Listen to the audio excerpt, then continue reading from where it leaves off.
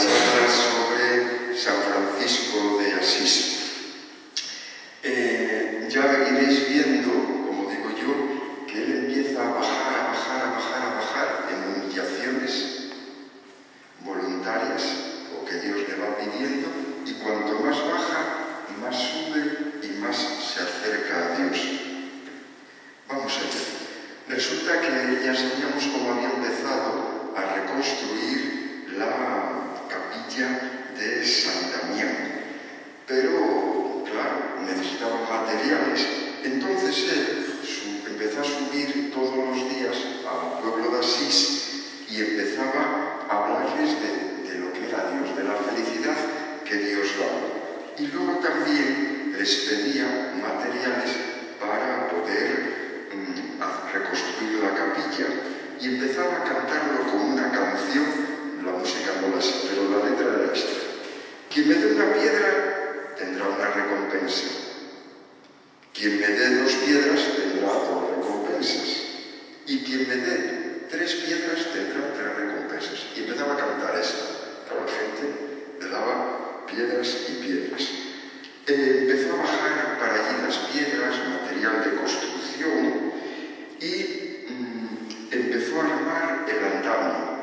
Tenía una alegría tan contagiosa que los labradores que trabajaban por allí alrededor, bien segando el trigo o recogiendo la uva o lo que fuera, se le ofrecían gustosamente a trabajar con él gratuitamente, porque la alegría de él era contagiosa.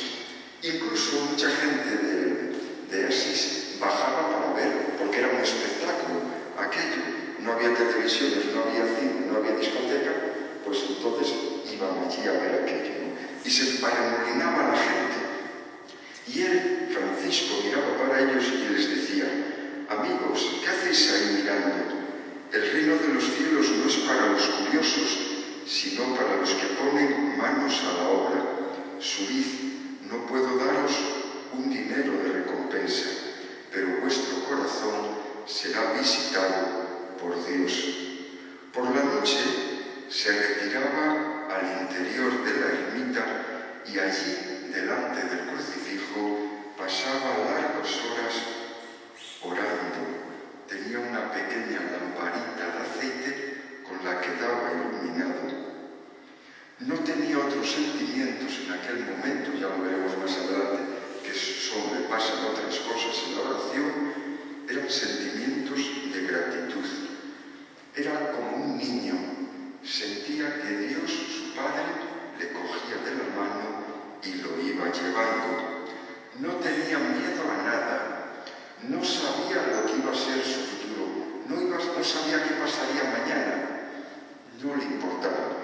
Él estaba totalmente abandonado en las manos de Dios. Pasaba un tiempo por la noche en oración, pasaba un tiempo trabajando en la capilla reconstruyendo, y luego iba al hospital de los leprosos a curarles, o también iba con los mendigos y hablaba con ellos.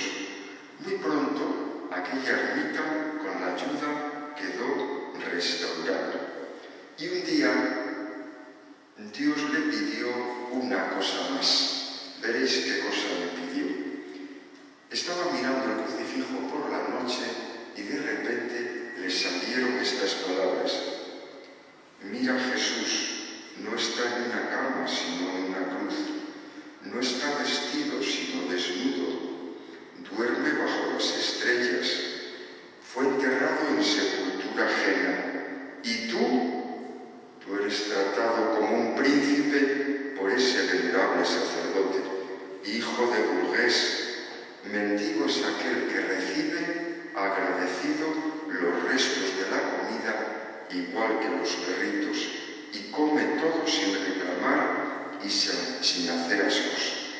Jesús se hizo mendigo por tu amor. También es correcto que tú te hagas mendigo por amor de Jesús. Mañana irás por la ciudad de Asís y humildemente irás picando de puerta en puerta pidiendo que te den de comer. Efectivamente, a la mañana siguiente, después de la oración,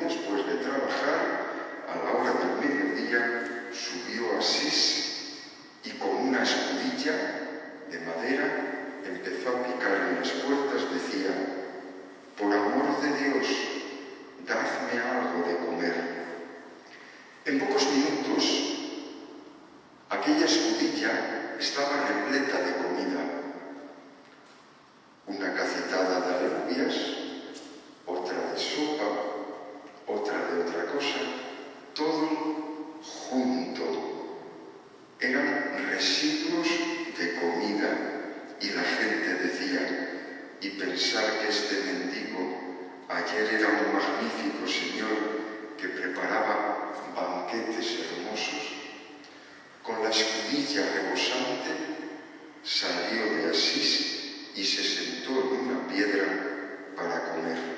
Agitó un poco todo aquello y al ir a comerlo se le revolvió el estómago y le entró ganas de vomitar.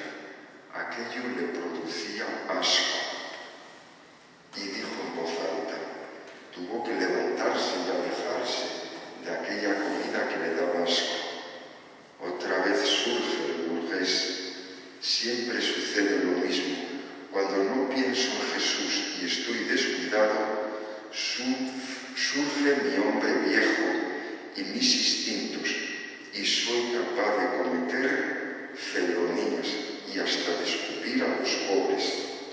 Poco a poco se fue tranquilizando y se imaginó a Jesús mendigando, hambriento, sediento y comiendo agradecido lo que le daban. Con estos pensamientos elevó su espíritu, cogió la escudilla y dijo, como tú, mi Señor, y empezó a comerla, toda aquella comida, y luego lo rebañó todo con la lengua. Había terminado, había comido aquella porquería, pero sintió una alegría tremenda, y dice él, hace 4 horas salí y en tan breve fragmento de tiempo, cuánta gracia, Dios mío, cuánta maravilla. Pobre es aquel que no pasa todo el día dándote las gracias. De día en día, Francisco se iba presentando y enfrentando nuevas pruebas. Dios le esperaba en cualquier recodo del camino. Cada batalla le costaba, le exigía una lucha y lo iba cociendo a fuego lento. Siguió picando en las puertas cada mediodía para pedir la comida. Tenía una profunda serenidad y se alimentaba agradecido de las manos de Dios.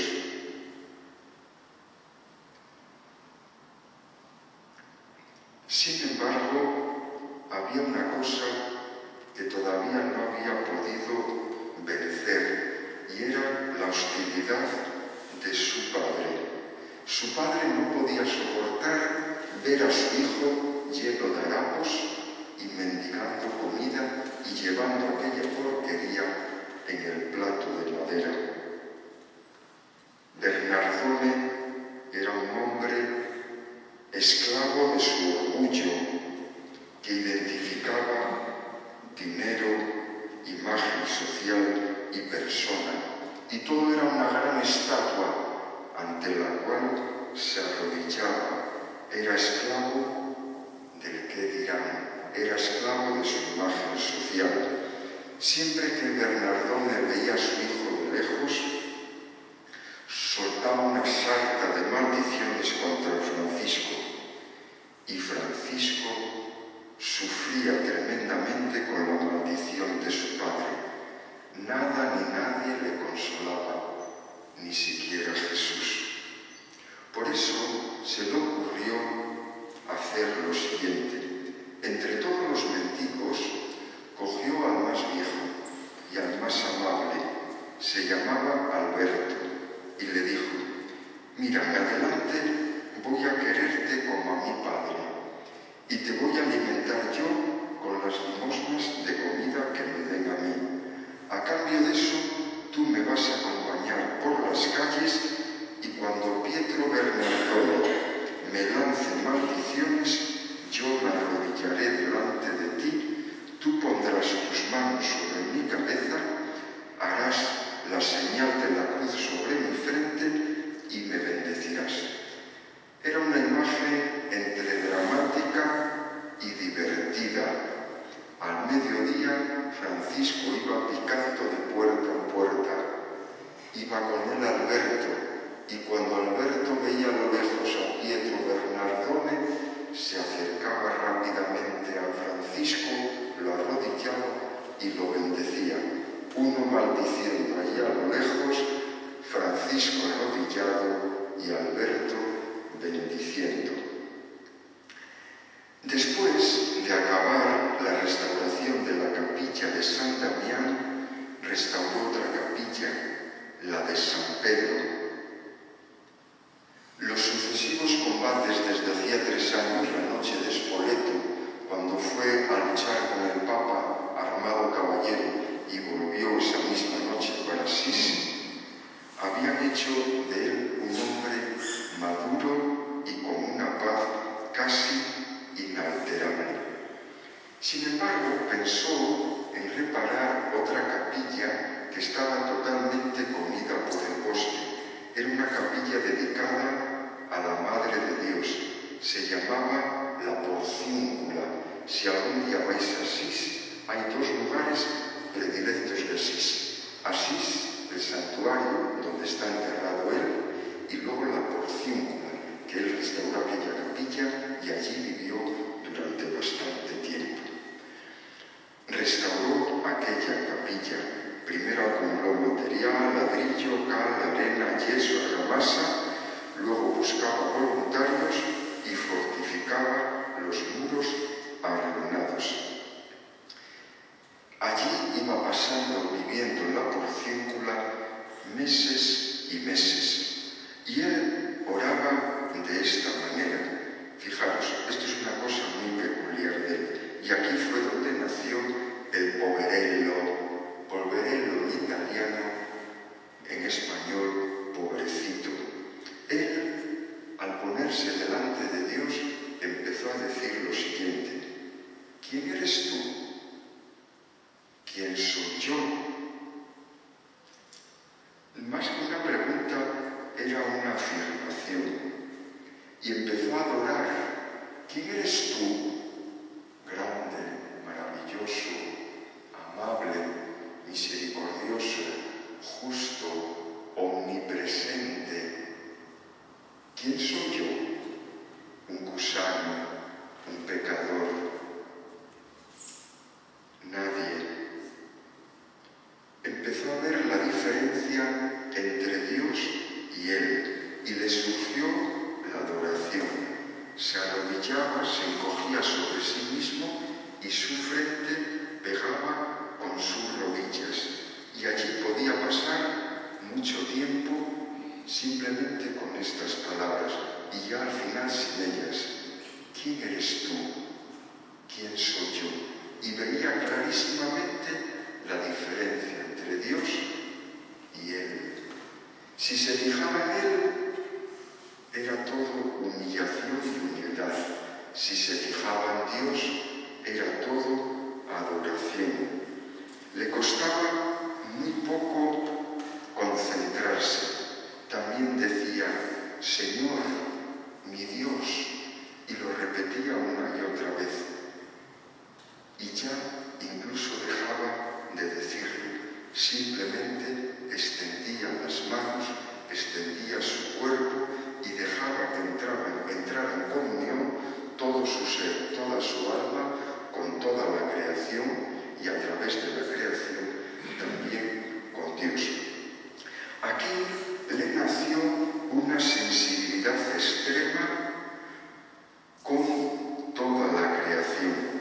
Por ejemplo, con cada insecto, con el aire, con los helechos, con las ortigas, con los líquenes. Tenía una ternura tremenda, incluso con las criaturas más pequeñas y más indefensas. Yo recuerdo una vez que, habiendo leído esto de San Francisco de Asís, yo no lo entendía, hasta que un día de vacaciones estuve en León, todavía no era cura, y allí por el verano pues hay muchos hormigueros. Y un día, no sé cómo iba caminando y me fijé en unas hormigas, como había unas que salían del hormiguero, salían vacías, iban en una dirección, habían hecho como un relevo, como un camino, y otras volvían cargadas con pequeños trocitos de alimento, ¿no? Y de repente me quedé mirando aquella maravilla, cuando yo lo único que hacía anteriormente era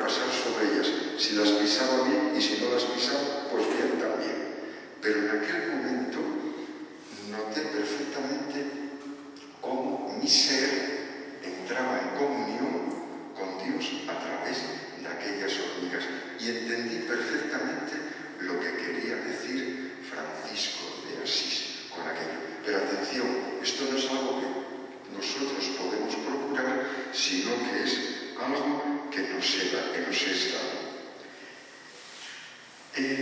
Una vez había él perdido, cuentan que había perdido su habitual alegría, pues el alcalde de Asís había dado esta orden. Había tantos pobres por allí pidiendo que se hartó de tantos pobres, y entonces dijo que solamente podían estar por determinadas calles y a determinadas horas. Y entonces a Francisco le entró la tristeza y le entró una gran rabia. Decía él: la gente se empequeñece ante los grandes y se engrandece ante los pequeños. Si pican a tu puerta y abres y ves a uno muy bien vestido, muy bello, con ropa muy buena, tu sonrisa, tu amabilidad se extreman.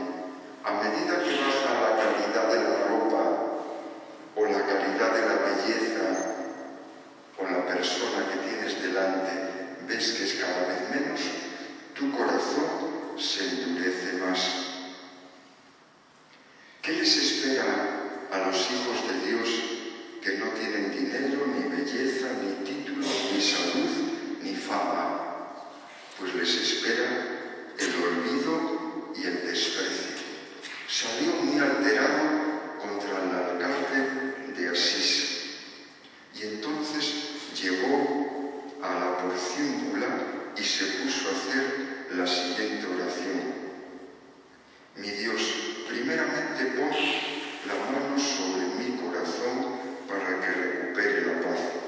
Sácame la espada de la ira, cúrame esta herida, sosiega mi corazón y mis entrañas antes que diga palabras duras. En esta tarde, en tus manos de misericordia, deposito el amor.